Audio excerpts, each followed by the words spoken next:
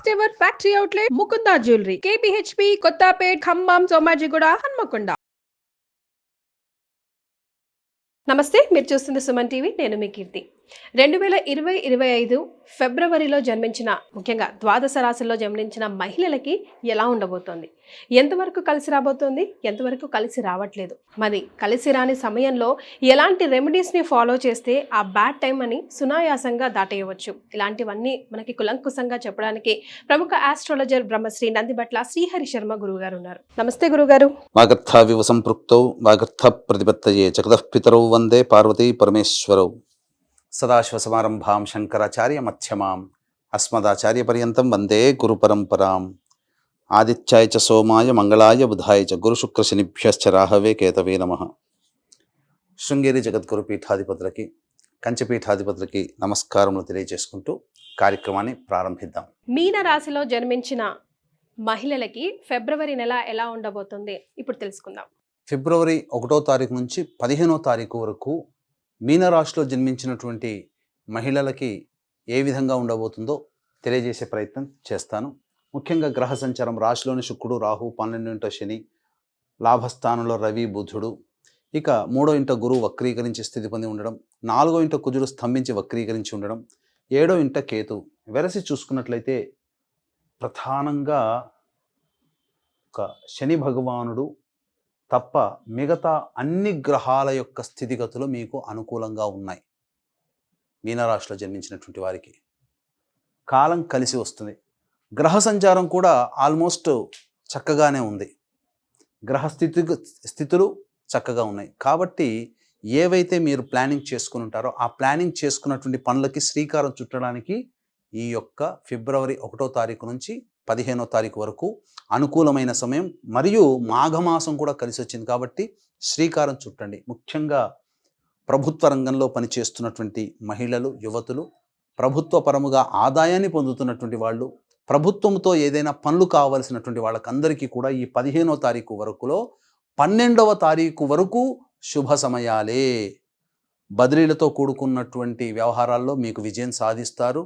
అలాగే ప్రమోషన్స్ కూడా జరగడానికి అవకాశం ఉంది. కాబట్టి అన్ని రంగాల్లో ప్రభుత్వంతో సంబంధం ఉన్నటువంటి వాళ్ళకి మంచి జరుగుతుంది. 12వ తారీఖు లోపల బిల్స్ పాస్ అవుతాయి. టెండర్స్లో ఉన్నటువంటి వాళ్ళకి బిల్స్ పాస్ అవుతాయి. అలాగే నిరుద్యోగస్తులకి కూడా 12వ తారీఖు లోపల ఉద్యోగ లభ్యత అనేటువంటిది ఉండబోతుంది. ఇక అన్నిటికంటే మించి ప్రమోషన్స్ కూడుకున్న ప్రైవేట్ రంగంలో పనిచేసేటువంటి మహిళలు, సాఫ్ట్వేర్ రంగంలో పనిచేసేటువంటి మహిళలకి ప్రమోషన్స్తో కూడుకున్నటువంటి పదవి కానీ లేదా వేరే కంపెనీల్లో ఉద్యోగం లభించే అవకాశాలు కానీ గోచరమవుతున్నాయి. కాబట్టి అన్ని విధాలుగా బాగుంటుందని చెప్పవచ్చు. ఇక శని భగవానుడు 12వ ఇంట ఈ ఏలిన నాటి శని ప్రభావం కూడా ప్రారంభమైపోయింది ఆల్రెడీ. కాబట్టి జాగ్రత్తలు పాటించండి. ఇక రాశిలోని శుక్రుడు, రాహువు కాబట్టి ప్రధానంగా మీకు గొప్పగా జీవించడానికి అవకాశాలు, మార్గాలు ఏర్పడతాయి. వైభవోపేతమైన జీవితం అంటే కారు కావాలనుకుంటే కారు కొనుక్కోగలుగుతారు. మంచి ఇంట్లో ఉండాలి, ఇల్లుని కొనుక్కోగలుగుతారు. అంటే ఏంటి, ఇక్కడ మీరు ఏ కోరిక అయితే వైభవంగా జీవించాలి, ఆనందంగా జీవించాలనుకో ఆ కోరికకు తగ్గట్టుగా మార్గాలు ఏర్పడతాయి.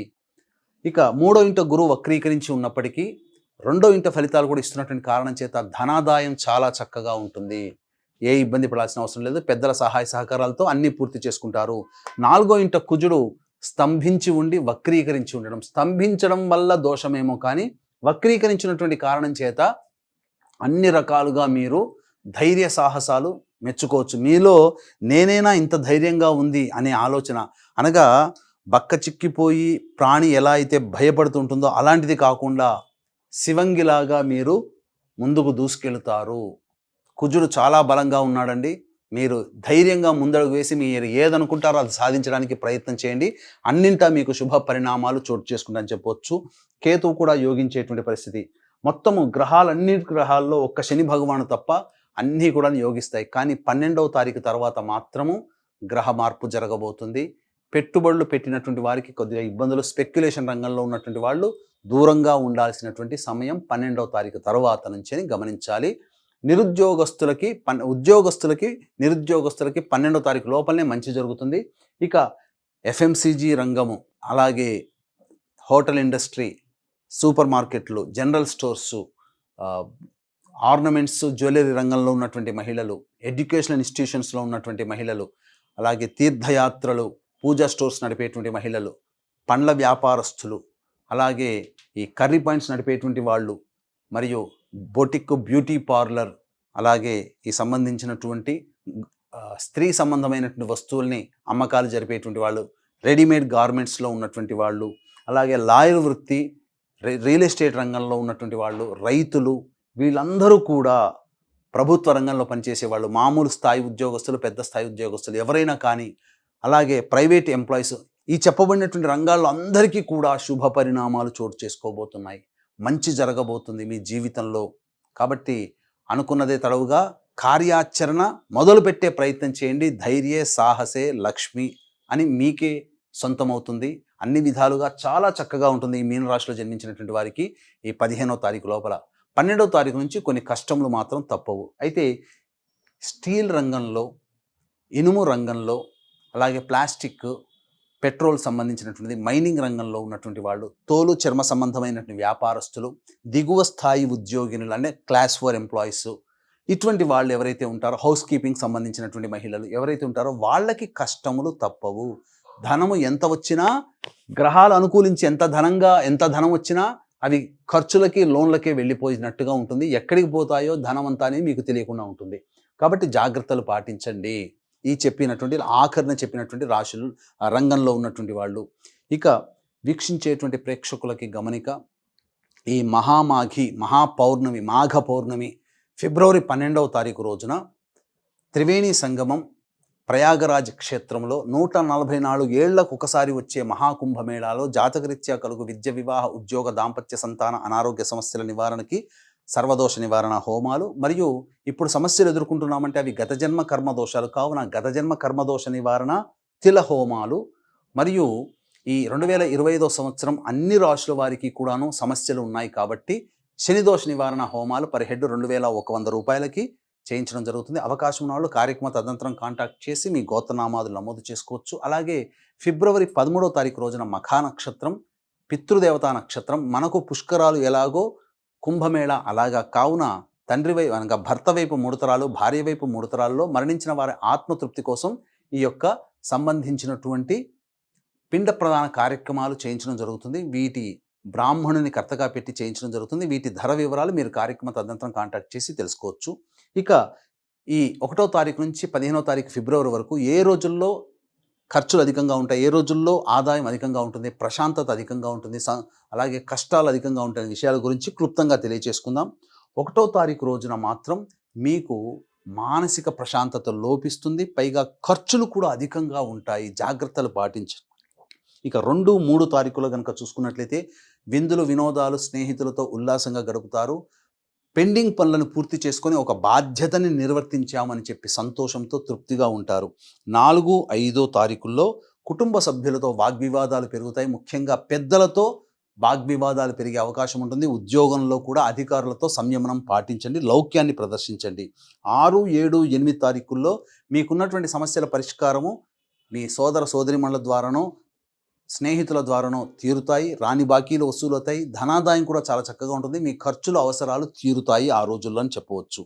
ఇక 9, 10, 11, 12 తారీఖుల్లో వాహనాన్ని నడిపేటప్పుడు జాగ్రత్తలు పాటించండి. తల్లిగారి ఆరోగ్యం పట్ల శ్రద్ధ వహించాలి. గృహోపకరణాలు, గృహ మరమ్మతులకి, వాహన మరమ్మతులకి ఖర్చులు అధికంగా ఉంటాయి.